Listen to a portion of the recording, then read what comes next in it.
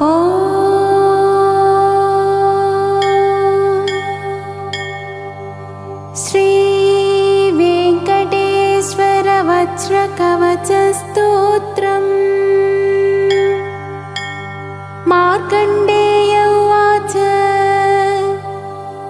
नारायणं परब्रह्मा सर्वकारणकारणं प्रपद्ये वेङ्कटेशाख्यं तदेव कवचं मम। सहस्रशीर्षा पुरुषो वेङ्कटेशः शिरोवतु प्राणे सह प्राणनिलय प्राणान् रक्षतु मे हरिः। आकाशराट् सुतानाथ आत्मानं मे सदावतु। देवदेवोत्तमोपायात् देहं मे वेङ्कटेश्वरः। सर्वत्र सर्वकालेषु मङ्गाम्बाजानिरीश्वरः। पालयेन्मां सदा कर्म साफल्यं न प्रयच्छतु। य एतद्वज्रकवचमभेद्यं वेङ्कटेशितुः सायं प्रातः पठेन्नित्यं मृत्युं तरति निर्भयः। इति मार्कण्डेयकृत श्रीवेङ्कटेश्वरवज्रकवचस्तोत्रम्।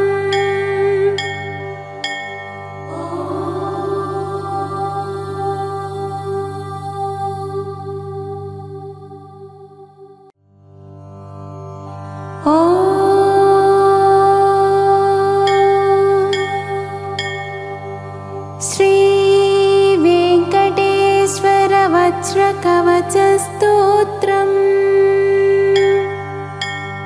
मार्कण्डेय उवाच नारायणं परब्रह्मा सर्वकारणकारणं प्रपद्ये वेङ्कटेशाख्यं तदेव कवचं मम। सहस्रशीर्षा पुरुषो वेङ्कटेशः शिरोवतु प्राणे सह प्राणनिलय प्राणान् रक्षतु मे हरिः। आकाशराट् सुतानाथ आत्मानं मे सदावतु। देवदेवोत्तमोपायात् देहं मे वेङ्कटेश्वरः। सर्वत्र सर्वकालेषु मङ्गाम्बाजानिरीश्वरः। पालयेन्मां सदा कर्म साफल्यं न प्रयच्छतु।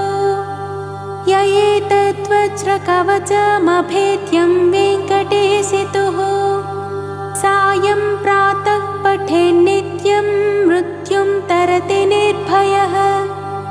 इति मार्कण्डेयकृत श्रीवेङ्कटेश्वरवज्रकवचस्तोत्रम्।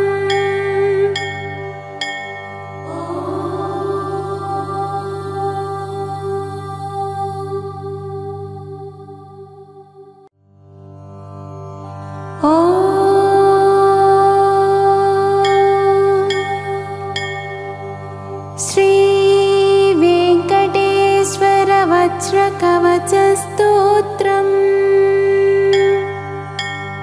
मार्कण्डेय उवाच नारायणं परब्रह्मा सर्वकारणकारणं प्रपद्ये वेङ्कटेशाख्यं तदेव कवचं मम। सहस्रशीर्षा पुरुषो वेङ्कटेशः शिरोवतु प्राणे सह प्राणनिलय प्राणान् रक्षतु मे हरिः। आकाशराट् सुतानाथ आत्मानं मे सदावतु। देवदेवोत्तमोपायात् देहं मे वेङ्कटेश्वरः। सर्वत्र सर्वकालेषु मङ्गाम्बाजानिरीश्वरः। पालयेन्मां सदा कर्म साफल्यं न प्रयच्छतु।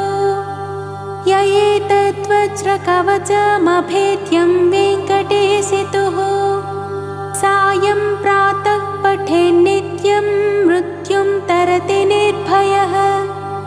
इति मार्कण्डेयकृत श्रीवेङ्कटेश्वरवज्र सर्वकालेषु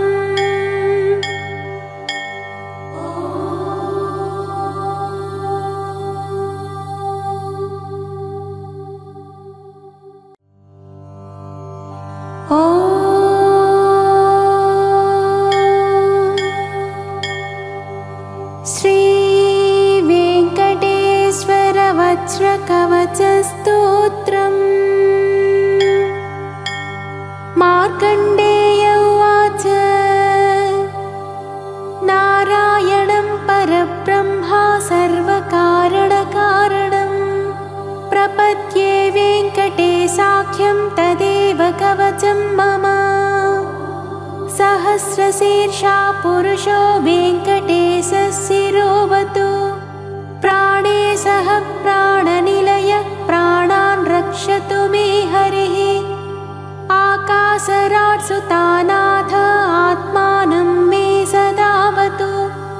देवदेवोत्तमोपायात् देहं मे वेङ्कटेश्वरः।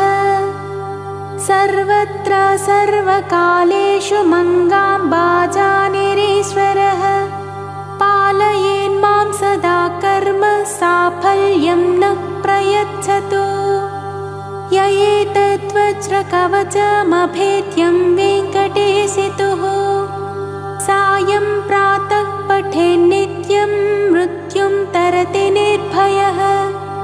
इति मार्कण्डेयकृत श्रीवेङ्कटेश्वर वज्रकवचस्तोत्रम्।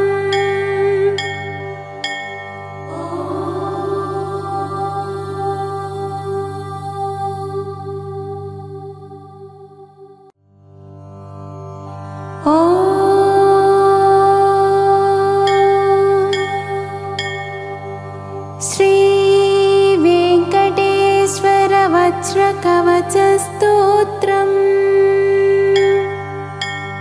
मार्कण्डेय उवाच नारायणं परब्रह्मा सर्वकारणकारणं प्रपद्ये वेङ्कटेशाख्यं तदेव कवचं मम। सहस्रशीर्षा पुरुषो वेङ्कटेशशिरोवतु प्राणे सह प्राणनिलय प्राणान् रक्षतु मे हरिः। आकाशराट् सुतानाथ आत्मानं मे सदावतु। देवदेवोत्तमोपायात् देहं मे वेङ्कटेश्वरः। सर्वत्र सर्वकालेषु मङ्गाम्बाजानिरीश्वरः। पालयेन्मां सदा कर्म साफल्यं न प्रयच्छतु। य एतद्वज्रकवचमभेद्यं वेङ्कटेशितुः सायं प्रातः पठेन्नित्यं मृत्युं तरति निर्भयः। इति मार्कण्डेयकृत श्रीवेङ्कटेश्वर वज्रकवचस्तोत्रम्।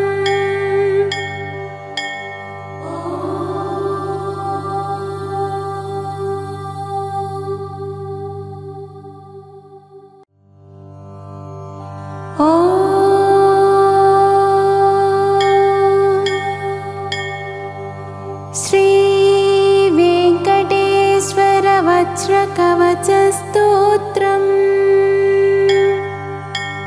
मार्कण्डेय उवाच नारायणं परब्रह्मा सर्वकारणकारणं प्रपद्ये वेङ्कटेशाख्यं तदेव कवचं मम। सहस्रशीर्षा पुरुषो वेङ्कटेशशिरोवतु प्राणे सह प्राणनिलय प्राणान् रक्षतु मे हरिः। आकाशराट् सुतानाथ आत्मानं मे सदावतु। देवदेवोत्तमोपायात् देहं मे वेङ्कटेश्वरः। सर्वत्र सर्वकालेषु मङ्गाम्बाजानिरीश्वरः। पालयेन्मां सदा कर्म साफल्यं न प्रयच्छतु। य एतद्वज्रकवचमभेद्यं